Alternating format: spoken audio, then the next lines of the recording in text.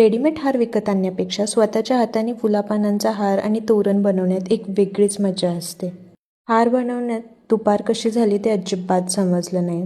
संध्याकाळची रांगोळी मी दुपारीच काढायला चालू केली, पण खालच्या पोर्चमध्ये काढताना खूप जोराचा पाऊस झाला. मग ती तिथेच ठेवली आणि वरच्या पोर्चमध्ये जिथे पाऊस लागत नाही तिथे रांगोळी काढायला आले.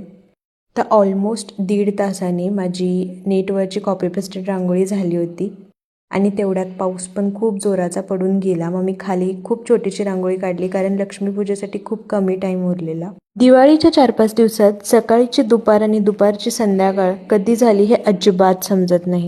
आणि संध्याकाळ झाली की सगळीकडे पणत्या लावायचं काम हे एक मॅन्डेटरी काम आहे. मग आम्ही संध्याकाळी लक्ष्मीपूजेची तयारी करत होतो आणि मम्मीने सगळ्या देवांना अभिषेक घातला आणि सगळ्या पूजेची मांडणी करून ठेवली होती. अशा प्रकारे आम्ही लक्ष्मीची पूजा केली, प्रार्थना केली व आरती देखील केली.